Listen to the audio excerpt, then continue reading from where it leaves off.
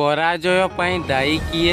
ବିଶ୍ୱବିଜେତା team India Zimbabwe ଠାରୁ 13 ରନରେ ପରାସ୍ତ ହେଲା। ଭାରତର ଜୁନିୟର ଦଳ ଜିମ୍ବାୱେ ମାଟିରେ ମାଟି କାମୁଡ଼ିଲା। ଭାରତର ପ୍ରିନ୍ସ କୁହାଯାଉଥିବା ସୁମନ ଗିଲଙ୍କର ଟିମ୍ ତଥା ଭାରତର ଜୁନିୟର ଦଳ ଜିମ୍ବାୱେ ଗସ୍ତରେ ଯାଇଛି।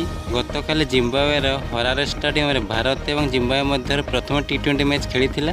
ଏହି ମ୍ୟାଚ୍ରେ ଭାରତୀୟ ଦଳ ଶୋଚନୀୟ ଭାବେ ପରାସ୍ତ ହୋଇଛି। ଜିମ୍ବାୱେ ମାଟିରେ ଭାରତର ନାକ କାଟିଲା ଭାରତର ପ୍ରିନ୍ସ। ତେବେ ଚାଲନ୍ତୁ ଜାଣିବା ସମ୍ପୂର୍ଣ୍ଣ ଖବର ବିଷୟରେ। ଭାରତ ଏବଂ ଜିମ୍ବାୱେ ମଧ୍ୟରେ 5 ମ୍ୟାଚ୍ ବିଶିଷ୍ଟ ଟି20 ସିରିଜ୍ ଖେଳାଯାଉଥିବା ବେଳେ ଗତକାଲି ଜିମ୍ବାୱେର ହରାରେ ଷ୍ଟାଡିୟମରେ ପ୍ରଥମ ଟି20 ମ୍ୟାଚ୍ ଖେଳାଯାଇଥିଲା।